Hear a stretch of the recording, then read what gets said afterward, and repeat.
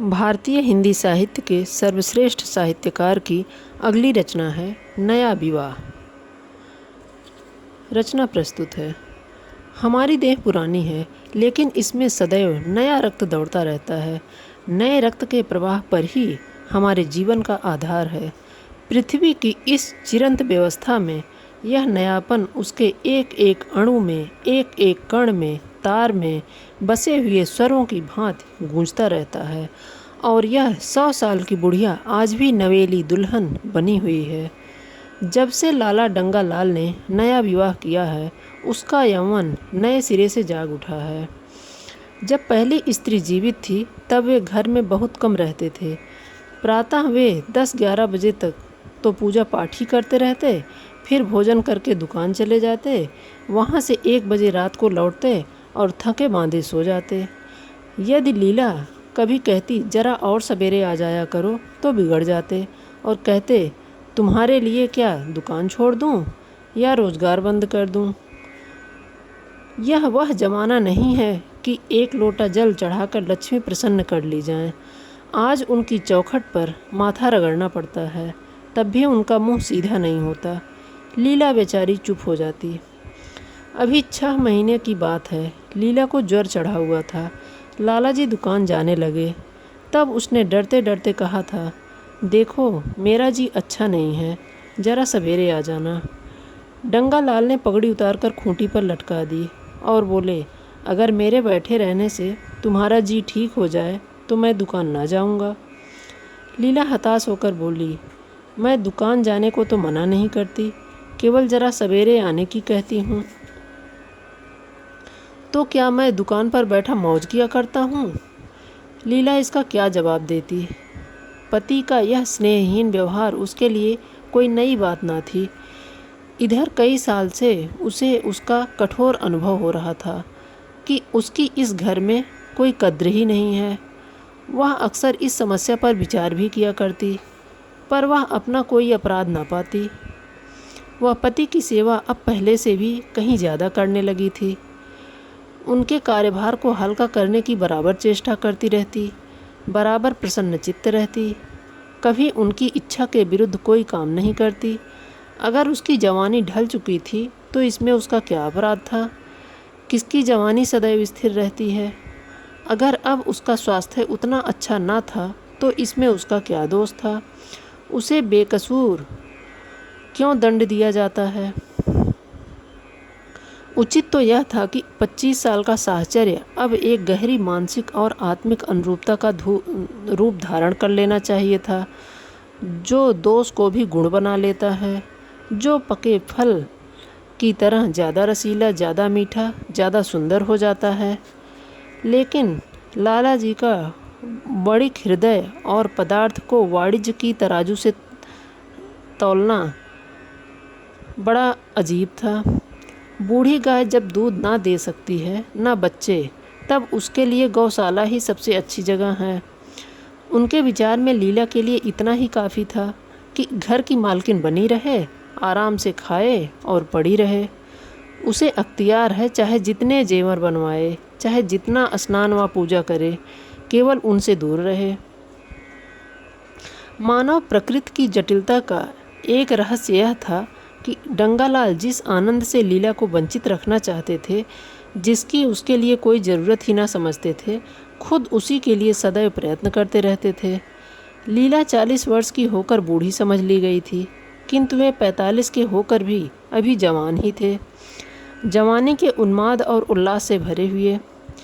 लीला से अब उन्हें एक तरह की अरुचि थी, और वह दुखिया जब अपनी त्रुटियों का अनुभव करके प्रकृति के निर्दय आघातों से बचने के लिए रंग व रोगन की आड़ लेती, तब लालाजी उसके बूढ़े नखरों से और भी घृणा करने लगते। वे कहते, वाह री तृष्णा, 7 लड़कों की माँ हो गई, बाल खिचड़ी हो गए, चेहरे धुले हुए फलालैब की तरह सिकुड़ गया, मगर आपकी अभी महावर, सेंदूर, मेहंदी और उबटन की हवस बाकी ही है। औरतों का स्वभाव भी कितना विचित्र है, ना जाने क्यों बनाव श्रृंगार पर इतना जोर देती हैं। पूछो अब तुम्हें और क्या चाहिए?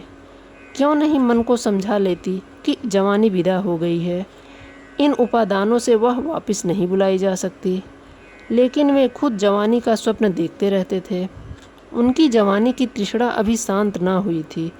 जाड़ों में रसों और पाकों का सेवन करते रहते थे।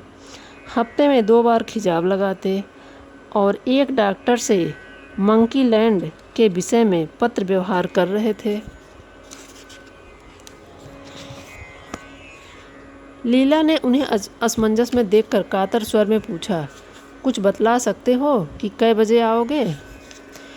लाला जी ने शांत भाव से पूछा, तुम्हारा जी कैसा है? लीला क्या जवाब देती? अगर कहती कि बहुत ख़राब है तो शायद ये महाशय वहीं बैठ जाएं और उसे जली कटी सुनाकर अपने दिल का बुखार निकालें। अगर कहती कि अच्छी हूँ तो शायद निश्चिंत होकर 2 बजे तक कहीं खबर ना लें। इस दुविधा में डरते डरते बोली, अब तक तो हल्की थी, लेकिन अब कुछ भारी हो रहा है। तुम जाओ दुकान पर, लोग तुम्हारी राह देखते होंगे। हाँ, ईश्वर के लिए 1-2 ना बजा देना। लड़के सो जाते हैं, मुझे ज़रा भी अच्छा नहीं लगता, जी घबराता है। सेठ जी ने अपने स्वर में स्नेह की चाशनी देकर कहा, 12 बजे तक आ जाऊंगा ज़रूर। लीला का मुख धूमिल हो गया। उसने कहा, 10 बजे तक नहीं आ सकते? 11:30 बजे से पहले किसी तरह नहीं। नहीं, 10:30। अच्छा, 11 बजे। लाला जी वादा करके चले गए, लेकिन 10 बजे रात को एक मित्र ने मुजरा सुनने के लिए बुलावा भेजा। इस निमंत्रण को कैसे इनकार कर देते? जब वह आदमी आपको खातिर पे बुलाता है, तब यह कहाँ की भलमनसाहत है कि आप उसका निमंत्रण स्वीकार ही ना करें। लाला जी मुजरा सुनने चले गए। 2 बजे लौटे। चुपके से आकर नौकर को जगाया और अपने कमरे में जाकर लेटे रहे। लीला उनकी राह देखती प्रतिक्षण विकल वेदना का अनुभव करती हुई न जाने कब सो गई थी। अंत को इस बीमारी ने अभागिनी लीला की जान लेकर छोड़ी। लाला जी को उसके मरने का बड़ा दुख हुआ। मित्रों ने संवेदना के तार भेजे। एक दैनिक पत्र ने शोक प्रकट करते हुए लीला के मानसिक और धार्मिक सद्गुणों को खूब बढ़ा चढ़ाकर वर्णन किया। लाला जी ने इन सभी मित्रों का हार्दिक धन्यवाद किया और लीला के नाम से बालिका विद्यालय में 5 वजीफे प्रदान किए गए तथा मृतक भोज तो इतने धूमधाम से किया गया, वह नगर के इतिहास में बहुत दिनों तक याद रहा। लेकिन 1 महीना भी ना गुजरा कि लाला जी के मित्रों ने चारा डालना शुरू कर दिया और उसका यह असर हुआ कि 6 महीने की विधुरता के तप के बाद उन्होंने दूसरा विवाह कर लिया। आखिर बेचारे क्या करते? जीवन में एक सहचरी की आवश्यकता तो थी ही, और इस उम्र में तो इस तरह से वह एक अनिवार्य हो गई थी। जब से नई पत्नी आई, लाला जी के जीवन में आश्चर्यजनक परिवर्तन हो गया। दुकान से अब उतना प्रेम नहीं था। लगातार हफ्तों ना जाने से भी उनका कारोबार में कोई हर्ज नहीं होता था। जीवन के उपभोग की जो शक्ति दिन दिन क्षीण होती जाती थी, अब वह छींटे पाकर सजीव हो गई थी। सूखा पेड़ हरा हो गया था, उसमें नई नई कोपलें फूटने लगी थी। मोटर नया आ गया था, कमरे नए फर्नीचर से सज गए थे। नौकरों की भी संख्या बढ़ गई थी। रेडियो आ पहुंचा था। प्रतिदिन नए नए उपहार आते रहते थे। लाला जी की बूढ़ी जवानी जवानों की जवानी से भी प्रखर हो गई थी। उसी तरह जैसे बिजली की प्रकाश चंद्रमा के प्रकाश से ज़्यादा स्वच्छ और मनोरंजक होता है। लाला जी को उनके मित्र इस रूपांतर पर बधाइयाँ देते। तब से गर्व के साथ कहते, भाई हम तो हमेशा जवान रहे और हमेशा जवान रहेंगे। बुढ़ापा यहाँ आए तो उसके मुंह में कालिख लगाकर गधे पर उल्टा सवार करके शहर से निकाल दें। जवानी और बुढ़ापे को ना जाने क्यों लोग अवस्था से संबद्ध कर देते हैं। जवानी का उम्र से उतना ही संबंध है जितना धर्म का आचार से, रुपये का ईमानदार से और रूप का श्रृंगार से। आजकल के जवानों को आप जवान कहते हैं, उनकी 1000 जवानियों को अपने 1 घंटे से भी ना बदलूँगा। मालूम होता है उनकी ज़िंदगी में कोई उत्साह ही नहीं, कोई शौक़ ही नहीं। जीवन क्या है? गले में पड़ा हुआ एक ढोल है। यही शब्द घटा बढ़ाकर वे आशा के हृदय पटल पर अंकित करते रहते थे। उसमें बराबर सिनेमा, थिएटर और दरिया की सैर के लिए आग्रह करते थे। लेकिन आशा को ना जाने क्यों इन बातों से जरा भी रुचि ना थी। वह जाती तो थी, मगर बहुत टाल टूल करने के बाद एक दिन लाला जी ने आकर कहा, चलो आज बजरे पर दरिया की सैर करें। वर्षा के दिन थे, दरिया चढ़ा हुआ था। मेघमालाएँ अंतर्राष्ट्रीय सेनाओं की भांति रंग बिरंगी वर्दियाँ पहने आकाश में कवायद कर रही थी। सड़क पर लोग मल्हार और बारहमासा गाते चलते थे। बागों में झूले पड़ गए थे। आशा ने बेदिली से कहा, मेरा जी तो नहीं चाहता। लाला जी ने मृदु प्रेरणा के साथ कहा, तुम्हारा मन कैसा है जो आमोद प्रमोद की ओर आकर्षित नहीं होता? चलो चलो दरिया की सैर देखो। सच कहता हूँ, बजरे पर बड़ी बहार रहेगी। आप जाएं, मुझे कई और काम करने हैं। काम करने को आदमी हैं, तुम क्यों काम करोगी? महाराज अच्छे सालन नहीं पकाते। आप खाना खाने बैठोगे तो यूं ही उठ जाएंगे। आशा अपने आकाश का बड़ा भाग लाला जी के लिए तरह तरह का भोजन पकाने में ही लगाती थी।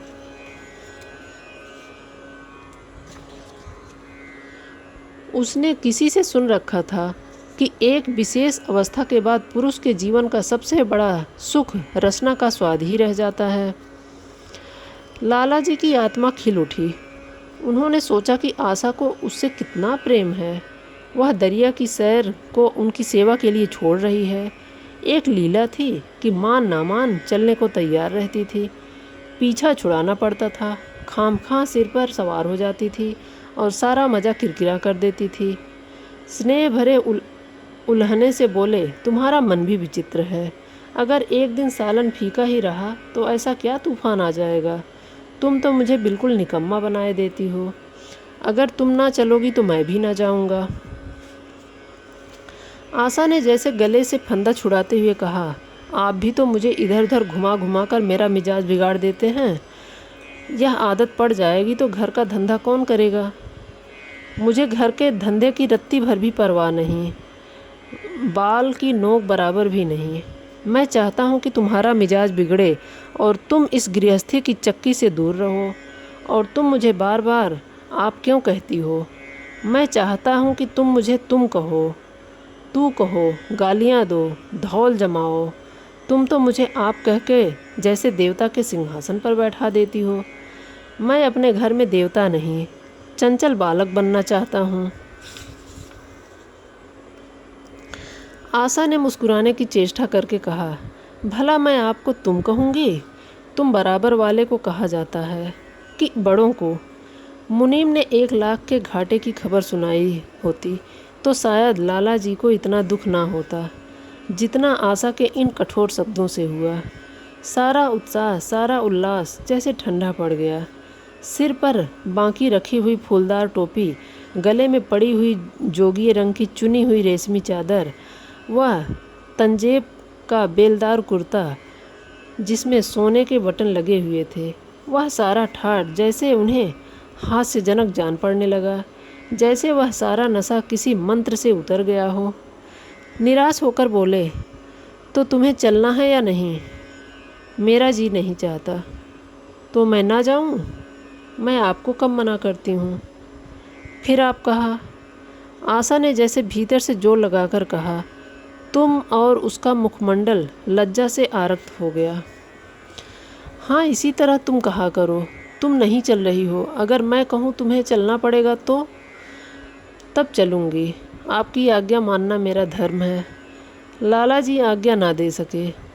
आज्ञा और धर्म जैसे शब्द उनके कानों में चुभने से लगे। खिसियाए हुए बाहर को चल पड़े। उस वक्त आशा को उन पर दया आ गई। बोली, तो कब तक लौटोगे? मैं नहीं जा रहा हूँ। अच्छा, तो मैं भी चलती हूँ।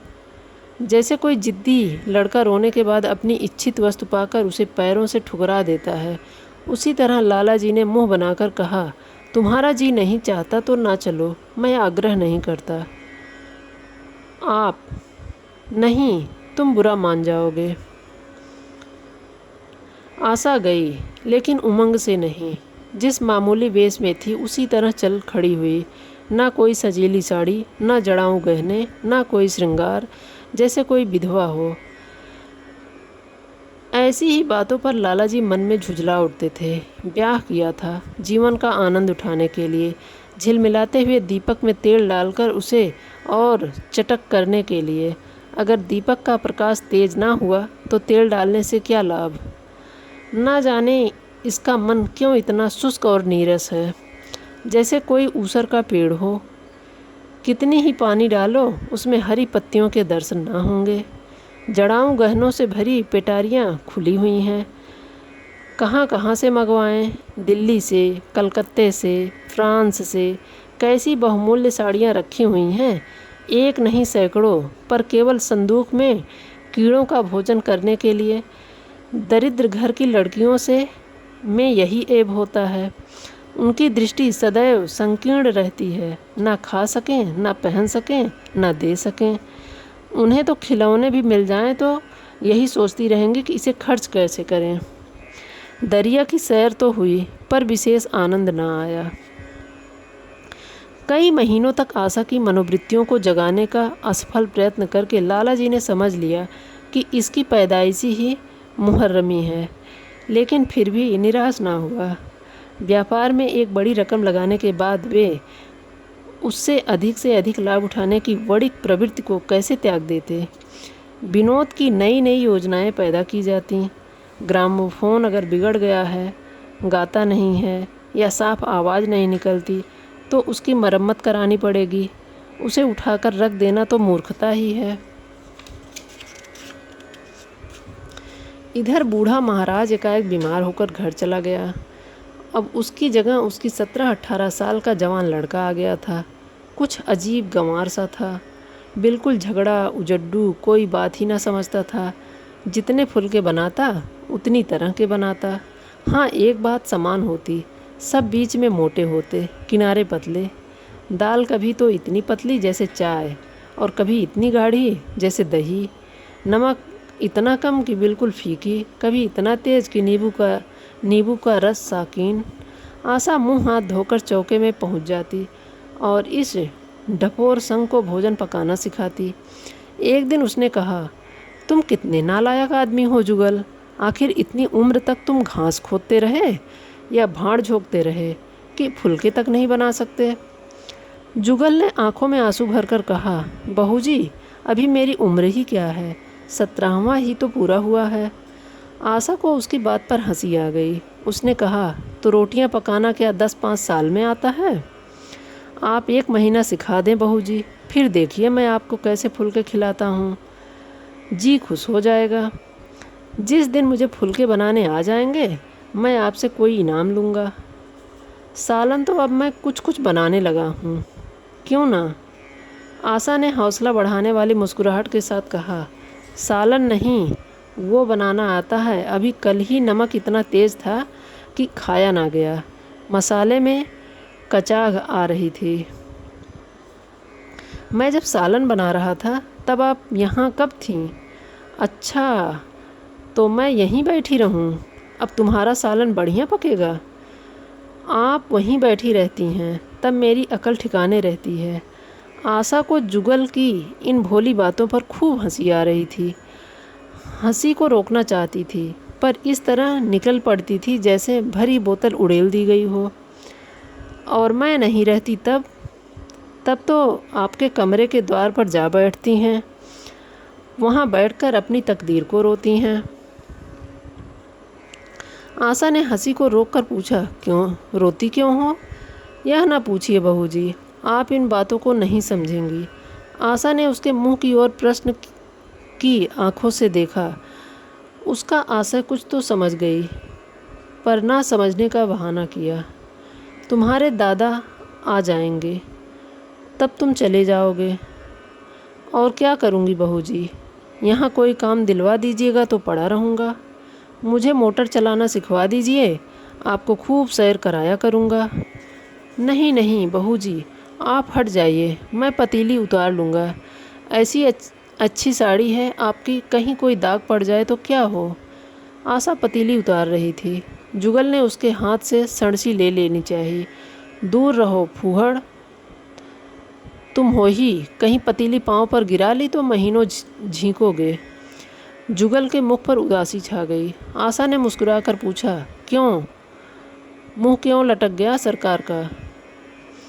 जुगल रुआंसा होकर बोला, आप मुझे डांट देती हैं बहू जी, तब मेरा दिल टूट जाता है।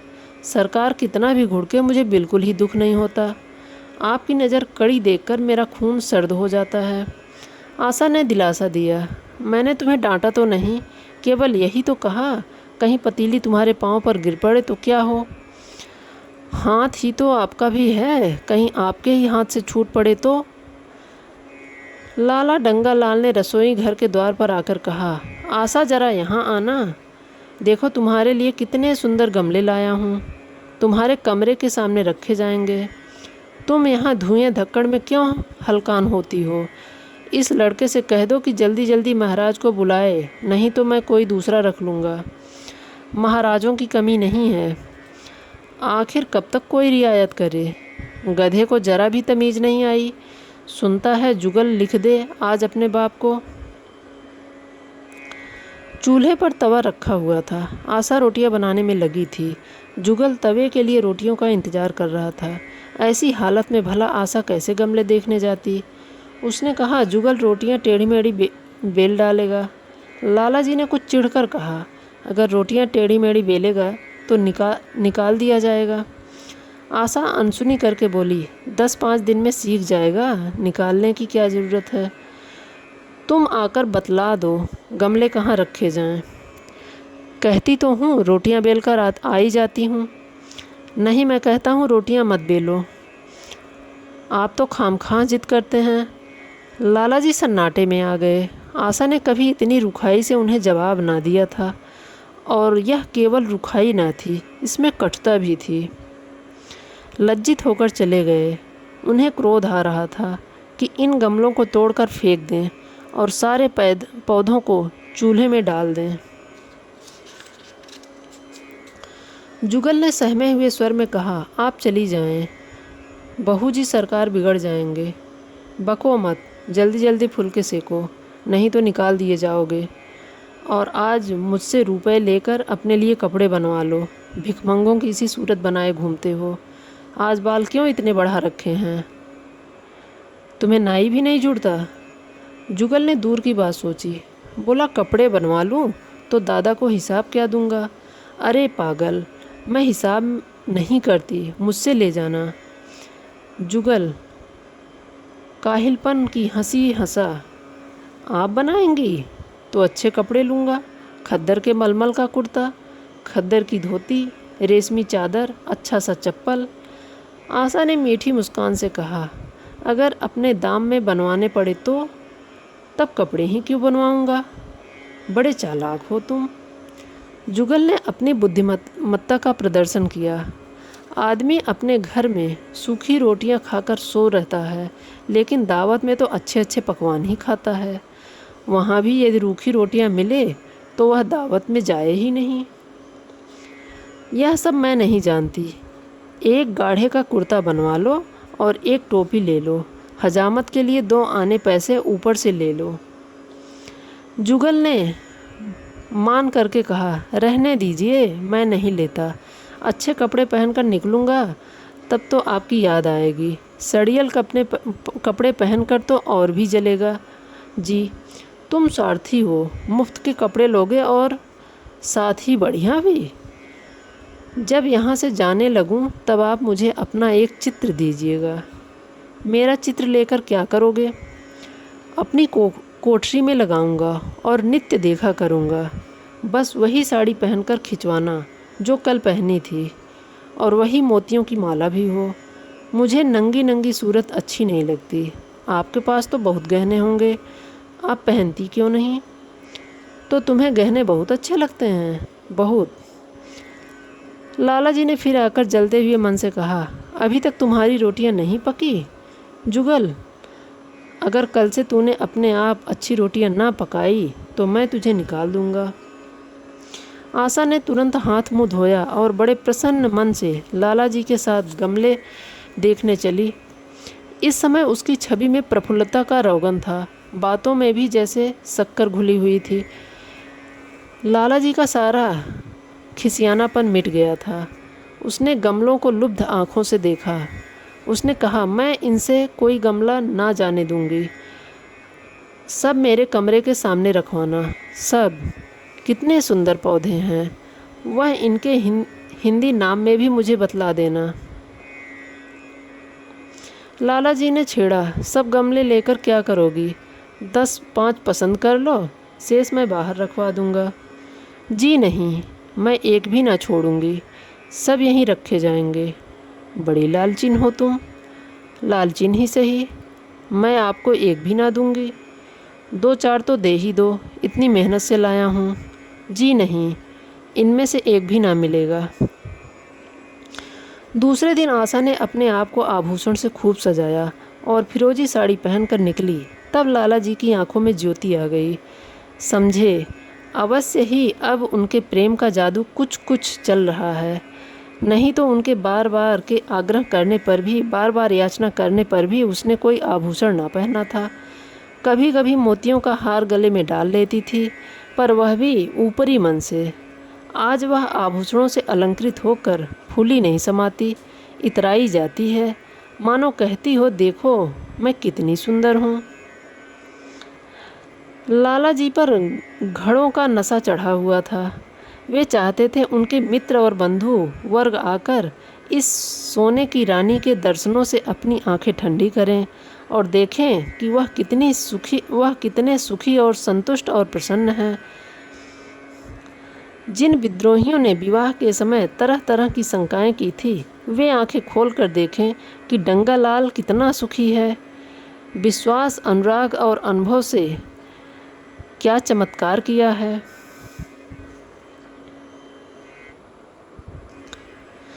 उन्होंने प्रस्ताव दिया, चलो कहीं घूम आए, बड़ी मज़ेदार हवा चल रही है। आशा इस वक्त कैसे जा सकती थी? अभी उसे रसोई में जाना था, वहाँ से कहीं 12-1 बजे फुर्सत मिलेगी। फिर घर के दूसरे धंधे सिर पर सवार हो जाएंगे। सैर सपाटे के पीछे क्या घर चौपट कर दें? सेठ जी ने उसका हाथ पकड़ लिया और कहा, नहीं, आज मैं तुम्हें रसोई में ना जाने दूंगा। महाराज के लिए कुछ ना होगा तो आज उसकी सामत भी आ जाएगी।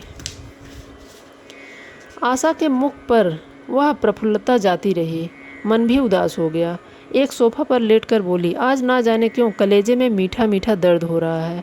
ऐसा दर्द कभी ना होता था। सेठ जी घबरा उठे, यह दर्द कब से हो रहा है? हो तो रहा है रात से ही, लेकिन अभी कुछ कम हो गया था, अब फिर होने लगा है, रह रहकर चुभन हो जाती है। सेठ जी एक बात सोचकर दिल ही दिल में फूल उठे, अब ये गोलियां रंग ला रही हैं। राज वैद्य जी ने कहा भी था कि जरा सोच समझकर इनका सेवन कीजिएगा। क्यों ना हो, खानदानी वैद्य हैं। उनके बाप बनारस के महाराज के चिकित्सक थे। पुराने और परीक्षित नुस्खे हैं इनके पास। उन्होंने कहा, तो रात से ही यह दर्द हो रहा है? तुमने मुझसे कहा नहीं तो वैद्य जी से कोई दवा मंगवाता। मैंने समझा था आप अच्छा हो जाएगा, मगर अब बढ़ रहा है। कहीं दर्द हो रहा है? जरा देखूं, कुछ सूजन तो नहीं? सेठ जी ने आशा के आंचल की तरफ हाथ बढ़ाया। आशा ने शर्माकर सिर झुका लिया। उसने कहा, यह तुम्हारी शरारत मुझे अच्छी नहीं लगती। मैं अपनी जान से मरती हूँ, तुम्हें हंसी सूझती है। जाकर कोई दवा ला दो। सेठ जी अपने पुंसत्व का यह डिप्लोमा पाकर उससे कहीं ज़्यादा प्रसन्न हुए, जितना राय बहादुरी पाकर होते। इस विजय का डंका पीटे बिना उन्हें कैसे चैन आ सकता था? जो लोग उनके विवाह के विषय में द्वेष में टिप्पणियां कर रहे थे, उन्हें नीचा दिखाने का कितना अच्छा अवसर हाथ आया, और इतनी जल्दी। पहले पंडित भोलानाथ के पास गए और भाग्य ठोक कर बोले, भाई मैं तो बड़ी विपत्ति में फंस गया। कल से उनके कलेजे में दर्द हो रहा है। कुछ बुद्धि काम नहीं करती, कहती है ऐसा दर्द पहले कभी नहीं हुआ था। भोलानाथ ने कुछ बहुत हमदर्दी ना दिखाई। सेठ जी यहाँ से उठकर अपने दूसरे मित्र लाला पागमल के पास पहुँचे। और उनसे भी लगभग इन्हीं शब्दों में यह शोक संवाद कहा। पागमल बड़ा सोहदा था, मुस्कुराकर बोला, मुझे तो आपकी शरारत मालूम होती है। सेठ जी की बाहें खिल गई। उन्होंने कहा, मैं अपना दुख सुना रहा हूँ और तुम्हें दिल लगी सूझती है। जरा भी आदमियत तुम्हें है कि नहीं? मैं दिल लगी नहीं कर रहा हूँ, इसमें दिल लगी की क्या बात है? वे कमसिन कोमलांगी, आप ठहरे पुराने लठैत, दंगल के पहलवान। बस अगर यह बात ना निकले तो मूछें मुड़ा लूँ। सेठ जी की आंखें जगमगा उठी। मन में यौवन की भावना प्रबल हो उठी और उसके साथ ही मुख पर भी यौवन की झलक आ गई। छाती जैसे कुछ फल गई। चलते समय उनके पग कुछ अधिक मजबूती से ज़मीन पर पड़ने लगे और सिर की टोपी भी ना जाने कैसे बांकी हो गई। आकृति से बांकपन की सान बरसने लगी। जुगल ने आशा को सिर से पांव तक जगमगाते देखकर कहा, बस बहू जी, आप इसी तरह पहने ओढ़े रहा करें। आज मैं आपको चूल्हे के पास न जाने दूंगा। आशा ने नयन बाण चलाकर कहा, क्यों? आज यह नया हुक्म क्यों? पहले तो तुमने कभी मना नहीं किया। आज की बात दूसरी है। जरा सुनूं क्या बात है। मैं डरता हूँ आप कहीं नाराज़ ना हो जाएं। नहीं नहीं, कहो, मैं नाराज़ ना होंगी। आप बहुत सुंदर लग रही हैं। लाला डंगालाल ने असंख्य बार आशा के रूप और यौवन की प्रशंसा की थी, मगर उनकी प्रशंसा में उसे बनावट की गंध आती थी। वह शब्द उनके मुख से निकलकर कुछ ऐसे लगते थे जैसे कोई पंगु दौड़ने की चेष्टा कर रहा हो। और जुगल के इन सीधे शब्दों में एक उन्माद था, नशा था, एक चोट थी। आशा की सारी देह प्रकंपित हो गई। तुम मुझे नज़र लगा दोगे? जुगल, इस तरह क्यों घूरते हो? ज़रा यहाँ से चला जाऊँगा, तब आपकी बहुत याद आएगी। रसोई पकाकर तुम सारे दिन क्या किया करते हो? दिखाई नहीं देते? सरकार रहते हैं इसलिए नहीं आता। फिर अब तो मुझे जवाब मिल रहा है। देखिए भगवान कहाँ ले जाते हैं। आशा की मुख मुद्रा कठोर हो गई। उसने कहा, कौन तुम्हें जवाब देता है? सरकार ही तो कहते हैं तुझे निकाल दूंगा। अपना काम किए जाओ, अपना काम किए जाओ, कोई नहीं निकालेगा। अब तो तुम फुलके भी अच्छे बनाने लगे। सरकार हैं बड़े गुस्सेवर। 2-4 दिन में उनका मिजाज ठीक किए देती हूँ। आपके साथ चलते हैं तो आपके बाप से लगते हैं। तुम बड़े मुंहफट हो। खबरदार, जबान संभाल कर बातें किया करो। किंतु अप्रसन्नता का यह झीना आवरण उसके मनोरहस्य ना को छिपा सका। वह प्रकाश की भांति उसके अंदर से निकल पड़ता था। जुगल ने फिर उसी निर्भीकता से कहा, मेरा मुंह कोई बंद कर ले। यहाँ तो सभी यही कहते हैं, मेरा ब्याह कोई 50 साल की बुढ़िया से कर दे तो मैं घर छोड़कर भाग जाऊँ, या तो खुद जहर खा लूँ या उसे जहर देकर मार डालूँ। फांसी ही तो होगी। आशा उस कृत्रिम क्रोध को कायम ना रख सकी। जुगल ने उसके हृदय वीणा के तारों पर मिजराब की ऐसी चोट मारी थी कि उसकी बहुत जब्त करने पर भी मन की व्यथा बाहर निकल आई। उसने कहा, भाग्य भी तो कोई वस्तु है। ऐसा भाग्य जाए भाड़ में। तुम्हारा ब्याह किसी बुढ़िया से ही करूँगी, देख लेना। तो मैं भी जहर खा लूँगा, देख लीजिएगा। क्यों? बुढ़िया तुम्हें जवान स्त्री से ज़्यादा प्यार करेगी, ज़्यादा सेवा करेगी, तुम्हें सीधे रास्ते पर रखेगी। यह सब माँ का काम है। बीवी जिस काम के लिए है उसी काम के लिए है। आखिर बीवी किस काम के लिए है? आप मालकिन हैं, नहीं तो बता देता बीवी किस काम के लिए हैं। मोटर की आवाज़ आई। ना जाने कैसे आशा के सिर का आंचल खिसक कर कंधे पर आ गया।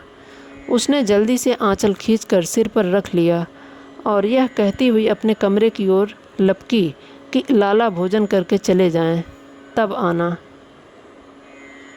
धन्यवाद।